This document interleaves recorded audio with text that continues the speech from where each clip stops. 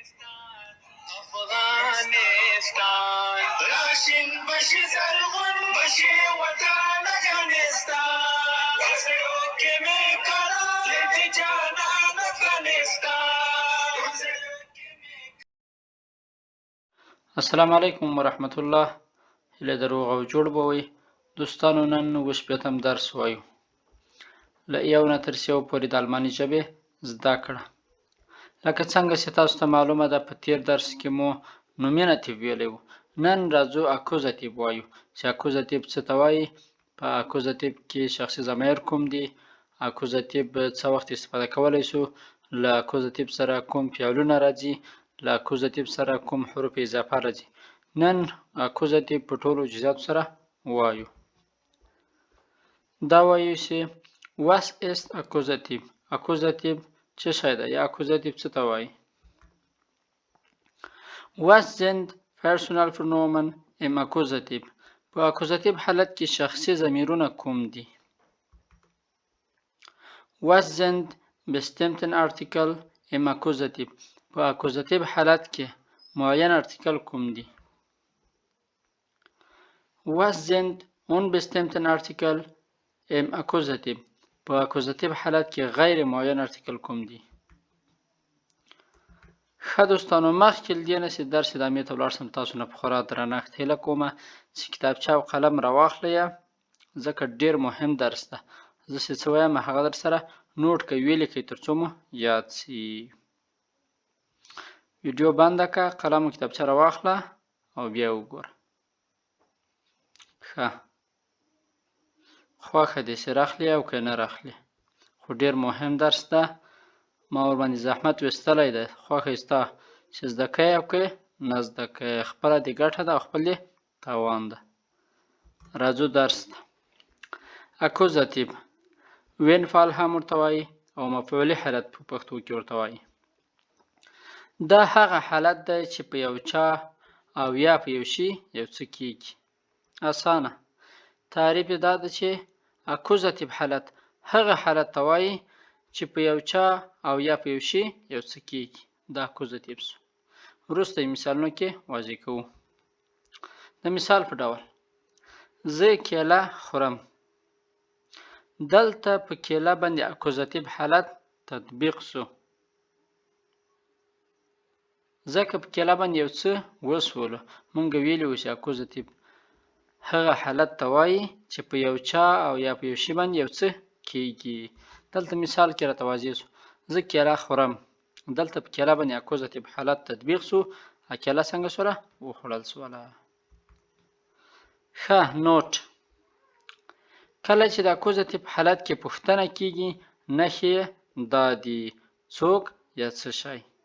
د اکوزاتیو په حالت کې چې کله پوښتنه کېږي، نښې دا دي: څوک یا څه شی. وین oder was. څوک او یا څه شی. ښه دوستانو، اوس راځو معین ارتیکل په اکوزاتیو حالت کې وایو. bestimmten Artikel im Akkusativ. معین ارتیکل په اکوزاتیو حالت کې. دا ډیر مهم او ضروري دي زده یې کړئ سم. د مذکر لپاره دین ده، په نومیناتیو حالت کې دیر وو او په اکوزاتیو حالت کې څه شوی ده؟ دین. د مؤنث لپاره چای ده، دی ده. د خنثی بزن لپاره دست ده. د جمع لپاره دی ده. له نومیناتیو سره فرق دا ده چې صرف د مذکر لپاره هلته دیر و، دلته په دین باندې بدل شوی ده. ښه، اوس راځو غیر معین ارتیکل په اکوزاتیو حالت کې وایو. unbestimmten Artikel im Akkusativ. غیر معین ارتیکل په اکوزاتیو حالت کې. د مذکر لپاره عینن، د مؤنث لپاره عینه، د خنثی یا بجان لپاره عین او د جمع لپاره غیر معین ارتیکل نسته. دلته هم فرق صرف له نومیناتیو حالت سره دا ده چې هلته په د مذکر لپاره غیر معین ارتیکل عین و، دلته عینن شوی ده. راځو درس ادامې ته. ښه دوستانو، اوس وایو personal pronomen im Akkusativ. شخصي ضمیرونه په اکوزاتیو حالت کې. دا چې ضمیر څه ته وایي، شخصي ضمیر څه ته وایي، هغه مو په تېرو درسونو کې ویلي دي. کولی شئ هغه ویډیوګانې وګورئ. نن راځو اکوزاتیو حالت کې وایو. په نومیناتیو حالت کې مو ویلی ده اکوزاتیو کې وایو او دلته پښتو معنا کوو. ایخ زه په نومیناتیو حالت کې، میخ ما، دو ته په نومیناتیو حالت کې، په اکوزاتیو حالت کې دیخ تا، ایر هغه، ان په اکوزاتیو حالت کې ان سوی ده، زی په نومیناتیو حالت کې زی ده او په اکوزاتیو حالت کې هم زی ده، هغه ښځینه. وروسته مثالو کې واضح کوو بیا ښه باندې پوهیږو. ښه اس هغه بې ځان یا بې روحه. اس په اکوزاتیو نومیناتیو حالت دواړه حالتونو کې یو شی ده. ویر مونږ په نومیناتیو حالت کې شخصي ضمیر ده. اونس موږ دا هم په اکوزاتیو حالت کې. ایر په نومیناتیو حالت کې، اویخ په اکوزاتیو حالت کې تاسو یا تاسې. زی هغوی یا هم تاسو په محترمانه ډول باندې استفاده کولی شو. په اکوزاتیو حالت کې هم زی ده، هغوی یا هم تاسو. راځو اوس یو څو مثالونه پکې حل کوو. د مثال په ډول بایشپیل، د مثال په ډول suchst du mich؟ آیا ته ما لټوې؟ آیا ته ما ګورې؟ دلته دوستانو تاسو که فکر کړی میخ چې دا یو شخصي ضمیر ده خو اکوزاتیو حالت کې استفاده شوی ده. دلته داسې نشو ویلی چې suchst du ich، دا غلط راځي. اکوزاتیو حالت یې باید استفاده کړو. suchst du mich؟ آیا ته ما ګورې؟ دویم مثال wir verstehen ihn nicht؟ موږ په هغه نه پوهیږو. wir verstehen ihn nicht، موږ په هغه باندې نه پوهیږو. ich habe euch heute gesehen، ما نن تاسې ولیدی. دلته مو euch یو شخصي ضمیر ده په اکوزاتیو حالت کې، ان بل شخصي ضمیر ده او میخ بل شخصي ضمیر ده په اکوزاتیو حالت کې. ښه دوستانو اوس راځو هغه ویربونه وایو کوم چې له اکوزاتیو حالت سره راځي. ټول ما نه دي راخیستي، ما یو څو دانې راخیستي دي. کوشش وکړئ چې ټول زده کړئ او انشاءالله بل یو درس کې به خاص هغه ویربونه وایو چې کوم له اکوزاتیو سره راځي ټول به وایو انشاءالله. نن اسن خوړل، سهن لیدل، بشتهن کامیابیدل، برگسن هېرېدل یا هېرول، هبن درلودل. په مثال کې حل کوو. Er hat den Test bestanden، هغه په امتحان کې کامیاب شو. دلته د هبن ورب څه ده؟ د هبن ورب دا له اکوزاتیو سره راځي موږ وویلې. او د تست ارتیکل څه ده؟ دیر ده. د تست ارتیکل څه ده؟ دیر ده. موږ ویلي و چې په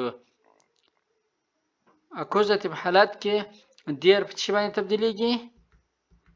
په دین باندې تبدیلیږي. دلته مو ویلي و د مذکر لپاره چې کله دیر وي په اکوزاتیو حالت کې په څه تبدیلیږي؟ په دین باندې. نو ځکه موږ دلته وویلی چې er hat den Test bestanden، هغه په امتحان کې کامیاب شو. دویم مثال ich esse die Banane، زه کیله خورم. دلته که تاسو وګورئ د اسن چې ده د اکوزاتیو حالت سره راځي او دلته د کیلې ارتیکل چې ده مؤنث ده، دی ده. موږ ویلي وو چې په اکوزاتیو حالت کې د مؤنث لپاره ارتیکل چی ده؟ دی ده. دلته مو ویلي وو د مؤنث لپاره دی، هغه په خپل حالت باندې پاتې شوی ده، نه ده چینج شوی. دا دویم مثال شو. ich esse die Banane، زه کیله خورم. ښه دوستانو اوس راځو هغه حروف اضافه وایو چې هغه اکوزاتیو سره راځي. په دې باندې به هم انشاءالله یو نوی درس جوړوو ځکه دا زیات دي، ټول په یو درس کې نه راخیستل کېږي. Präpositionen mit Akkusativ، حروف ربط یا حروف اضافه په اکوزاتیو حالت کې. für، لپاره، durch، په واسطه یا له منځه، ohne بدون له یا بغیر له، په یعنی د ساعت سره استفاده کېږي، bis تر، gegen په مقابل کې. دا حروف اضافه دي چې اکوزاتیو کې استفاده کېږي. نور هم شته، نن مې دا راخیستي دي. دا مثالونه کې حل کوو. Das Geschenk ist für dich، دا ګشنک د تا لپاره ده. ich komme 5 Uhr. زه په 5 بجو باندې راځم. Gehen Sie hier durch die Tür und dann gleich links. د دروازې لاندې ولاړ سه او بیا ښي طرف ته ولاړ سه. Gehen Sie hier durch die Tür. دلته دروازې لاندې ولاړ سه und dann gleich links او بیا ښي طرف ته ولاړ سه. نو دا په یاد ولرئ چې دغه حروف اضافه چې دي دا له اکوزاتیو سره راځي. دلته ما یو وړوکی تمرین راخیستی دی، راځو دا په ګډه باندې حل کوو. Übungen mit dem Akkusativ. له اکوزاتیو حالت سره تمرین په اکوزاتیو حالت کې. Wählen Sie den richtigen Artikel aus. وای صحیح ارتیکل تاسو انتخاب کړئ. Er kann der Baum خانه خالی nicht sehen. دلته اوس په دې خانه خالی کې دین راځي، دی راځي، داس راځي او که دی راځي. او ولې دلته دیر بایم ده ونې ته وایي. د ونې ارتیکل چې ده دیر ده. موږ ویلي وو چې په اکوزاتیو حالت کې دیر په څه باندې تبدیلیږي؟ په دین باندې تبدیلیږي. نو دا جمله داسې وایو: Er kann den Baum nicht sehen. هغه ونه نشي لیدلی. هغه ونه نشي لیدلی یا هغه ونه نه ویني. دلته دیر په دین باندې تبدیل شو. بل مثال: Das Kind hat eine Katze خانه خالی gefunden. دلته اوس د خانه خالی کې چای راځي. einen eine ein. دا خو ما حل کړي دي ځکه تاسو ته به ښکاري، خو دلته دلیل وړاندې کوو چې ولې عینې راځي، ولې einen نه راځي، ولې ein راځي نه راځي. Das Kind hat eine Katze gefunden. دلته د Katze سره غیر معین ارتیکل راغلی ده، عینې ده. غیر معین ارتیکل د مؤنث لپاره په اکوزاتیو حالت کې څه ده؟ عینې ده. په خپله عینې ده، نه تبدیلیږي. که چیرې دلته ارتیکل دیر و یا عین و بیا به څه تبدیل کېده؟ عینن باندې تبدیل کېده. دلته ارتیکل عینې ده، نو ځکه عینې په اکوزاتیو حالت کې په خپل حالت باندې پاتې کېږي. Das Kind hat eine Katze gefunden. ماشوم یو پښو پیدا کړل. ماشوم یو پښو پیدا کړل. ښه دوستانو، دلته مې یوه خانه خالي راوستلې ده. دا به تاسو د کومنټ لارې راسره شریک کړئ چې دې خانه خالي کې څه راځي. Hast du der Brief خانه خالي erhalten. په دې خانه خالي کې دیر راځي، دین راځي، داس راځي او که دی راځي او ولې راځي. په دې خانه خالي کې دیر راځي، دین راځي، داس راځي او ولې راځي. دا دوستانو د نن ورځې درس. کوشش وکړئ په صحیح معنا باندې درس زده کړئ. ډېر مهم درس ده او انشاءالله په بل درس کې به په هغو ویربونو باندې غږیږو کوم چې له اکوزاتیو سره راځي، همدارنګه په هغو حروف اضافه به غږیږو چې کوم اکوزاتیو حالت کې راځي. ټول مې دلته راوانخیستل ځکه ما ویل چې بیا ویډیو غټه نه شي. رښتیا دوستانو یو څه چې باید یادونه یې وکړم هغه دا چې تاسو څنګه پوه شئ چې دا نومیناتیو حالت ده که اکوزاتیو حالت ده. د دې لپاره تاسو باید ویربونه زده وي چې دغه ویرب له اکوزاتیو سره راځي او کله داتیو سره راځي، کله نومیناتیو سره راځي، له اکوزاتیو سره راځي، له څه سره راځي.